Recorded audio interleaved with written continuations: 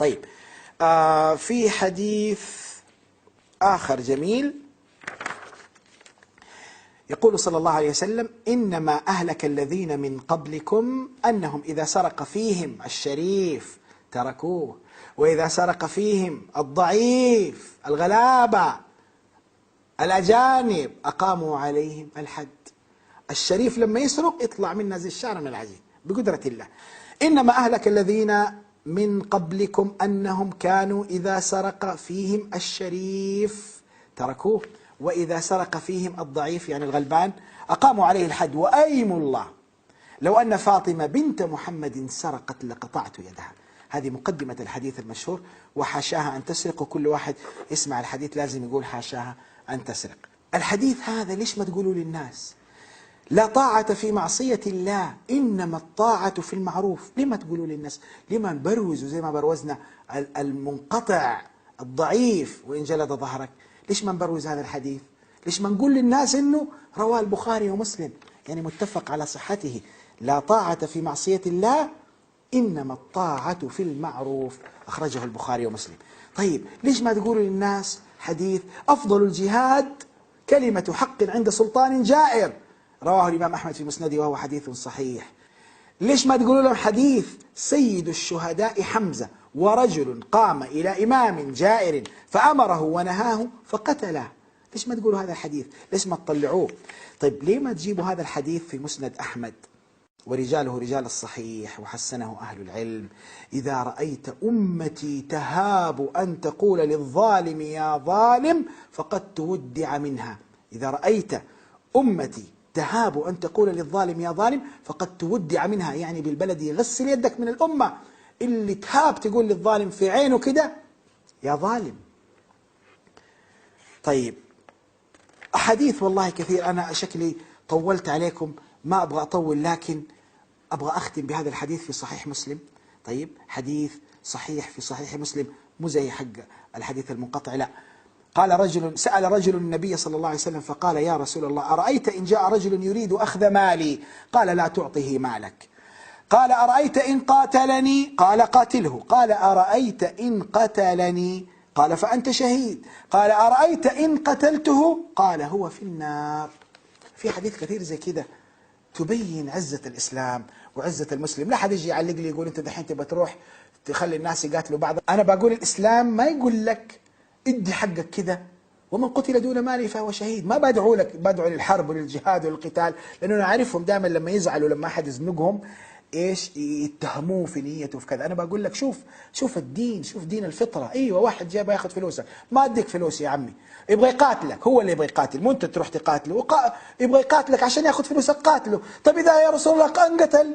قال له خلاص في النار. طيب اذا قتلني انت شهيد، ومن مات دون ماله فهو شهيد. لماذا لا تبرز هذه الاحاديث ونفهمها للناس حتى بفهمكم انتم، بس خلوا الناس تسمع هذه الاحاديث الصحيحه علشان حتى غير المسلمين ترى الان بيسمعوكم وبيشوفوكم، وعرب، في عرب غير مسلمين كثير يقولوا ايش هذا الدين اللي يخلي يعني اتباعه اذلاء وينضربوا ويتاخذ حقوقهم وهم ساكتين. خلوا العالم كله يسمع احاديث الحريه، احاديث العزه، احاديث الكرامه، احاديث الفطره. وفي حاجه ثانيه يا اخي، والله اسمحوا لي طولت في هذا المحور، بس انا قلت لكم بتناقش مع المشايخ ولازم اديهم حقهم وافضفض واطلع اللي في نفسي معاهم، لانه صعب الواحد يتكلم معاهم.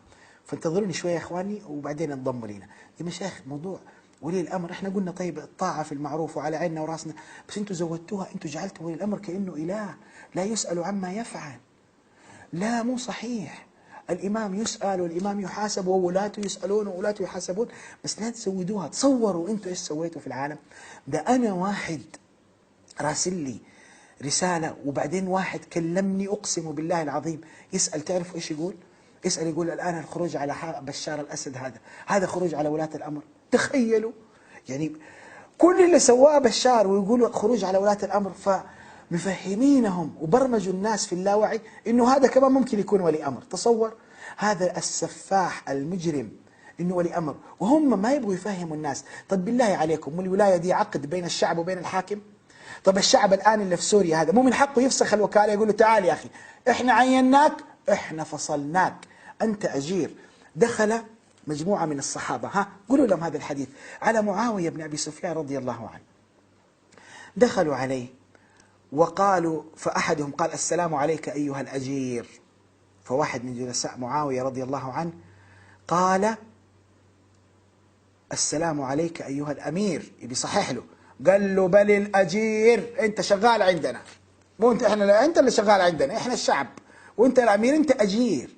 طيب هذا ما هو انتقاص من معاوية، أنا أحب معاوية وأنا كنيتي أبو معاوية، بس عشان برضه يقول لك تنتقص معاوية، لا، قالوا له أنت أجير. طيب السلام عليك أيها الأجير.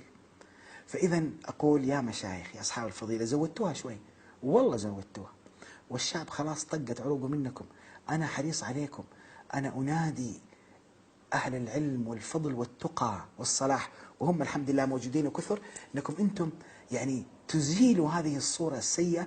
أنا أخاف زي ما حصلت ثورة على الكنيسة في أواخر القرن السادس عشر بداية السابع عشر، ومارتن لوثر الألماني، وخرجت فرقة البروتستانت زي ما قلت لكم، أنا خفت يصير ثورة على المسجد، والناس يبطلوا لنا في الدين، ويبطلوا في المشايخ، ويبطلوا في الدنيا دي كلها. فأنا أقول يا جماعة، تداركوا الموضوع، وترى زودتوها، وأنا سميت المحور وقلت لعله يكون مناسب: وتحسبهم أيقاظا وهم رقود.